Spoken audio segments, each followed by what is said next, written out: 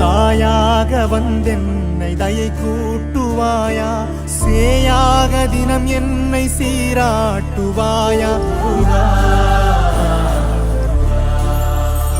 உலகெங்கிலும் வாழும் தமிழ் நெஞ்சங்களுக்கு உங்கள் செல்வ கார்த்திக்கு அன்பு கலந்த வணக்கங்கள்.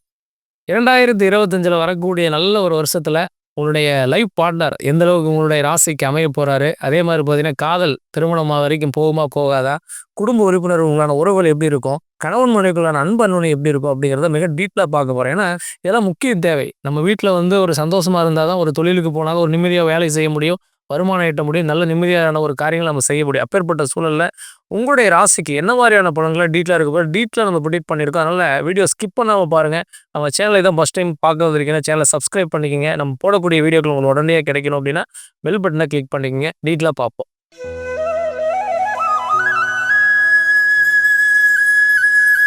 மகர ராசிக்கு இந்த குடும்ப சூழல் எப்படி இருக்கும்?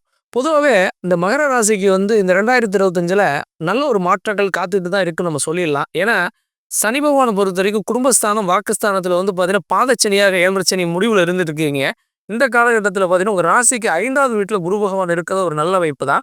பட் இருந்தாலும் இந்த மாத தொடக்கங்கள் வருட தொடக்கத்தில் ஒரு 5 மாத காலங்களுக்கு குரு 5 பூரி புனிஸ்தானத்திலிருந்து நல்ல நன்மையை கொடுக்கறதுனாலையும், சனி பார்த்தீங்கன்னா உங்களுக்கு லாஸ்ட் ஃபைனல் அப்படிங்கிறனாலையும் ஃபேமிலியில் ஒரு மகிழ்ச்சியும் நல்ல சூழலையும் 3ல் ராகு பகவானும் சரி பாகிஸ்தானத்தில் கேது பகவானும் சரி கண்டிப்பாக கொடுப்பார். அப்போ குடும்ப ஒற்றுமை அப்படிங்கிறது கொஞ்சம் அதிகரிக்கும். பிள்ளைகள் மூலியமாக மகிழ்ச்சியும், உங்களுக்குள்ள ஒரு நல்ல அன்னோனியமோ, தேவையில்லாத வம்பு வழக்கு விவாகரத்து இந்த மாதிரியான பிரச்சனை இருந்தால் கூட கருத்து வருவதாக கூட அது சரியாகக்கூடிய ஒரு சூழலும் நல்ல நேரமும் நல்ல வாய்ப்பும் கட்டாயமாக ஏற்பட போகுதுங்க. அப்போது மனதளவுலையும் தேவையில்லாத குழப்பங்களையும் 3ஆம் நபர்களுடைய பிரச்சனையிலையும் வீட்டில் இன்வால்வ் பண்ணிக்காமல் நீங்கள் உண்டு உங்கள் வேலை உண்டு கணவன் மனைவி கூட அன்னோனியம் அப்படிங்கிற மாதிரி நீங்கள் பயணிச்சிங்க அப்படின்னா எந்த பிரச்சனை இல்லாமல் நகரலாங்க. நீங்கள் எதையுமே கேர்ஃபுல்லாக இல்லாமல் இருந்தீங்கன்னா தான் பிரச்சனை. மற்றபடி குடும்ப சூழல் குடும்பத்துக்குள்ளான அந்த அன்பு அன்னோனியம் கண்டிப்பாக அதிகரிக்கும். இந்த 2025 ஃபேமிலிக்கான ஒரு நல்ல மகிழ்ச்சியை கொடுக்கக்கூடிய ஒரு நல்ல காலம் தான். இந்த 2025 உங்களுக்கு எந்த பாதிப்பும் கொடுக்க போகிறதில்ல. இருந்தாலும் நிதானத்தோடு செயல்படுங்க, கண்டிப்பாக நல்ல விஷயங்கள் நடக்கும்.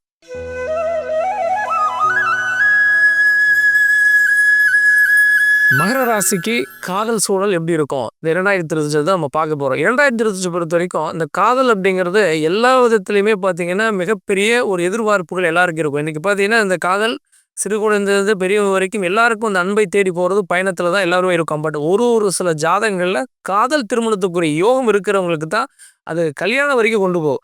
அதே சில நேரங்களில் சுப நன்மை சுபகாலம்னு வந்துச்சுன்னா அது ஒரு சிலருக்கு சக்ஸஸ் பண்ணி கொடுக்கும். அந்த அடிப்படையில் மகர ராசியை பொறுத்த வரைக்கும் இந்த காலம் 5ல் குரு இருக்கக்கூடிய காலம், தைரியஸ்தானத்தில் ராகு இருக்கக்கூடிய காலம், கிட்டத்தட்ட பார்த்தீங்கன்னா சனி பாதச்சனி 7 சனி முடிகிற காலம், கேதுவான் பாகிஸ்தான் அமரக்கூடிய காலத்தில் கண்டிப்பாக ஒரு சிலருடைய இந்த காதல் திருமணம் வரைக்கும் போகிறதுக்கு வாய்ப்பு அதிகமாக உண்டு. அதை ஒரு மேக்குள்ளே நீங்கள் வீட்டில் ஆலோசனை கேட்டு சில முடிவுகள் எடுக்கலாம். அது உங்கள் சுய ஜாதகத்தில் சுக்கரனுடைய பலம் வாய்ந்திருக்கா, உங்களுக்கு திருமணத்துக்குரிய அமைப்பு காதல் திருமணம் வரைக்கும் போகுதாங்கிறதையும் ஒரு செக் பண்ணிவிட்டு வீட்டில் கலந்து ஆலோசனை பண்ணுங்க. அதுக்கான ஒரு வாய்ப்பு இருக்குது. அதே ஒரு மேக்கப்புறம் போகிற மாதிரி இருந்துச்சுன்னா கண்டிப்பாக இந்த 2025 கடந்து போயிடுறதா ரொம்ப நல்லது.